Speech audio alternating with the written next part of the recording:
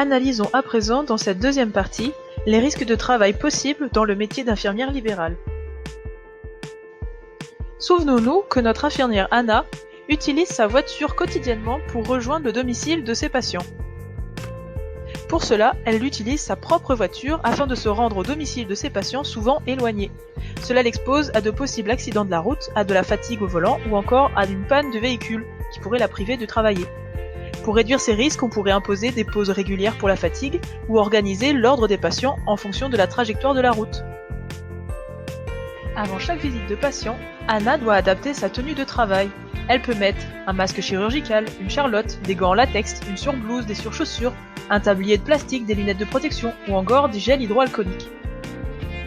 Ces mesures sont nécessaires pour l'hygiène et la sécurité sanitaire. Cependant, cela l'expose à des risques d'allergie et à des pathologies cutanées liées aux applications répétées du gel hydroalcoolique. Pour cela, on pourrait avoir recours à des gants hypoallergéniques et se laver les mains au savon pour limiter l'utilisation de ce gel. Souvenons-nous de toutes les missions effectuées par Anna.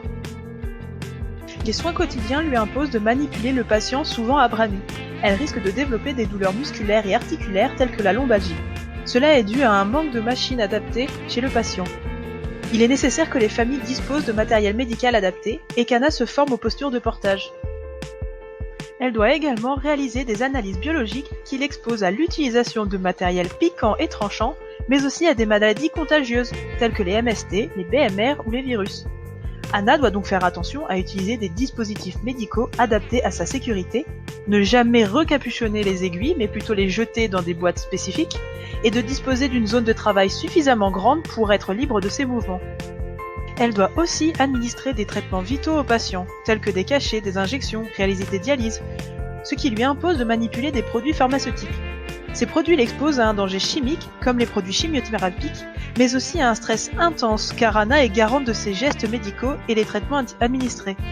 Rappelons que même si la prescription du médecin est erronée, Anna a aussi la responsabilité de savoir ce qu'elle administre. Pour cela, Anna doit être informée aux soins dangereux, utiliser du matériel adapté à sa sécurité et bien préparer sa zone de travail.